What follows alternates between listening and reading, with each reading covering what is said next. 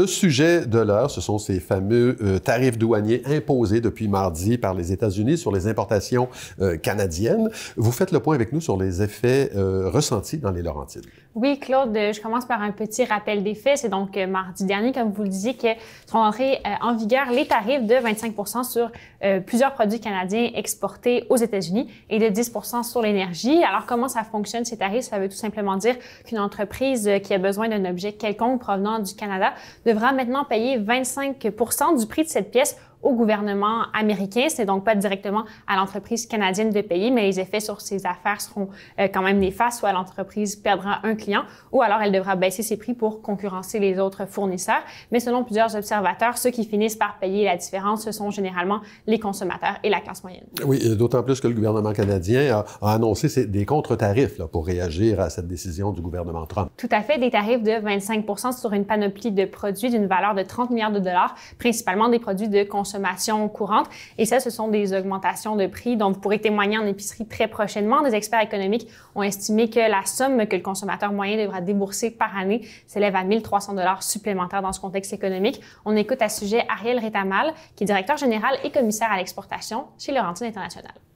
Ce qui m'inquiète, c'est effectivement le fait que ça va réduire la qualité de vie de tout le monde, là, okay? Et ça peut induire une récession au Québec là, et dans la région des Laurentides.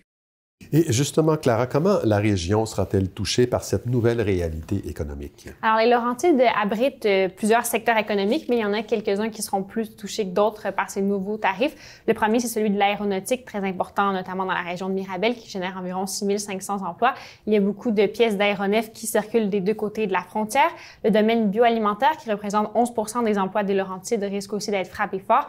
Étant donné que les entreprises n'ont généralement pas une très grande marge de profit, il pourrait être plus difficile d'absorber l'impact de ces frais de douane. Finalement, l'industrie canadienne du bois devrait aussi connaître une période plus difficile, surtout qu'elle est déjà assujettie à des tarifs américains. Et quelles sont les caractéristiques laurentiennes qui pourraient jouer en notre faveur dans ce contexte-là?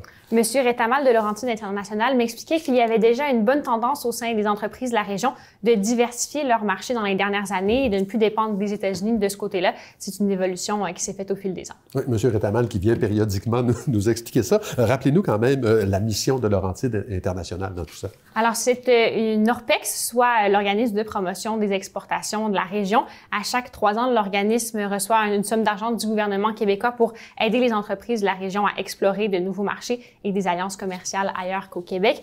Il y a quelques semaines, le gouvernement de François Legault a annoncé qu'il avait versé une somme de 510 000 $ à Laurentides International pour continuer son mandat. On écoute à ce sujet M. Retamal.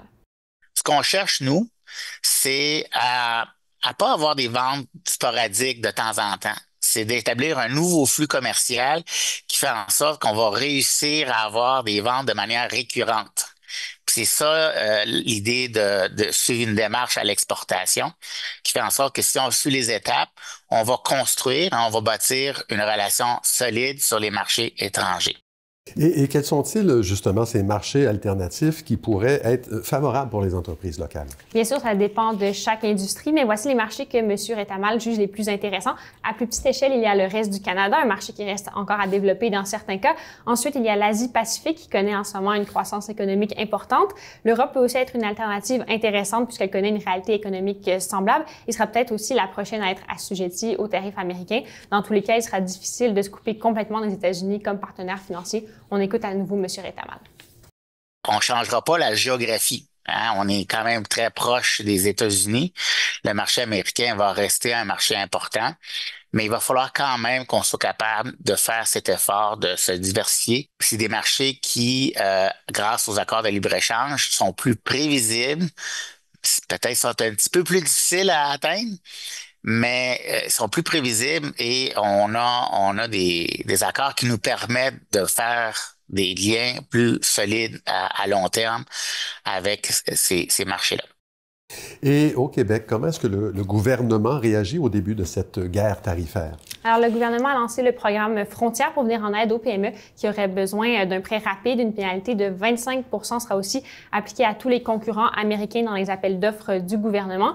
Il y a eu cette décision aussi de retirer tous les alcools américains des tablettes de la SAQ. Alors, c'est bien sûr un dossier qu'on va suivre de très près, mais selon M. Retamal, il faudra s'armer de patience. Je lui laisse le mot de la fin. tu sais, il va falloir que ça fasse mal pour les Américains, pour que les Américains décident de dire, hey, c'est peut-être pas une bonne idée. Moi, j'ai confiance qu'on va réussir à passer à travers tout ça, mais ça va prendre un certain temps. Ma boule de cristal me dit, on en a peut-être pour un an avec tout ça, là. OK? Ça sera pas quelque chose qui va se résoudre rapidement parce que le modèle est très fort aux États-Unis actuellement de vouloir se financer à travers des tarifs.